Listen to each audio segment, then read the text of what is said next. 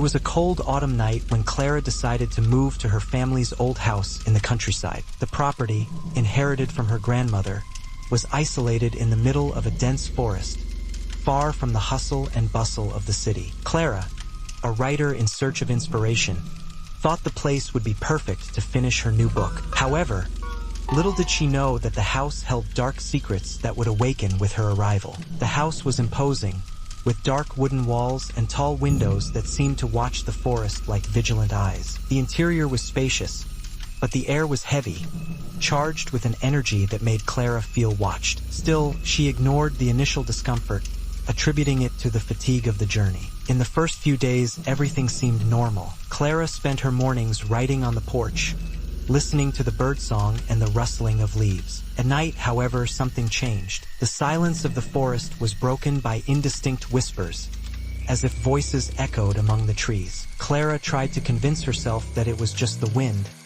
but the feeling that something or someone was watching her persisted. One night, while revising her writings, Clara heard a noise coming from the basement. It was a low sound, as if something was dragging itself across the cement floor. She grabbed a flashlight and descended the stairs, hesitant. The basement was damp and dark, with stacks of old boxes piled in the corners. As she illuminated the area, Clara noticed something strange.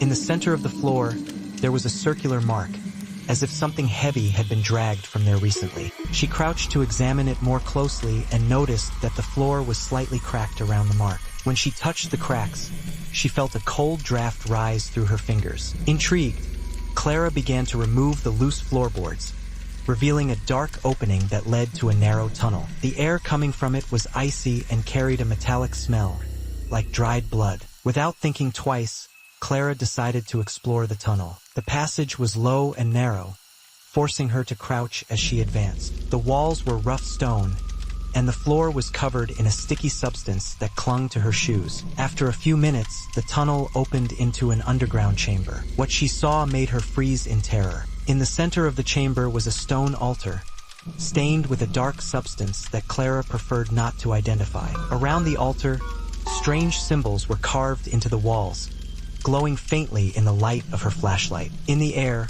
the whispers she had heard before were now clear, as if multiple voices were speaking at once, in a language she couldn't understand. Suddenly, Clara's flashlight began to flicker, and the voices intensified, echoing in her mind. She felt a presence behind her and, as she turned, saw a tall, shadowy figure with eyes that glowed like embers. The creature emitted a guttural sound, and Clara felt a wave of pure terror take over her body. She ran back through the tunnel, stumbling and falling in her desperate escape. When she finally reached the basement, the floorboards closed on their own behind her, as if the tunnel had never existed. Clara locked the basement door and spent the night awake, trembling in her room. In the following days, the whispers grew louder, more insistent. Clara began to see shadows out of the corner of her eye, shadows that moved when she looked directly at them. The words in her book turned into nonsensical phrases, as if something was trying to communicate through her.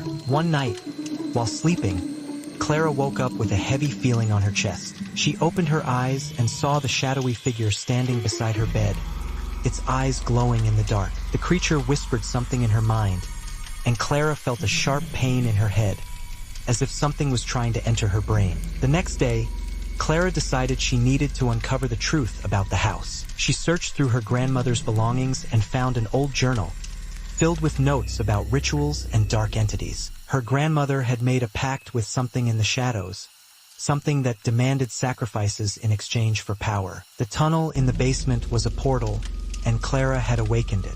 Determined to end the nightmare, Clara returned to the basement and descended through the tunnel once more. This time, she brought her grandmother's journal, which contained instructions to close the portal. When she reached the chamber, she found the creature waiting for her, its eyes glowing with a malevolent light. Clara followed the instructions in the journal, reciting the words in an ancient language she could barely pronounce. The creature roared, lunging toward her, but Clara continued, her voice trembling but determined. When she finished, the altar cracked, and the chamber began to collapse. The creature was pulled back into the portal, which closed with a deafening crash. Exhausted and injured, Clara managed to get out of the tunnel before it completely collapsed. She sealed the basement and never returned. The whispers stopped, and the shadows disappeared.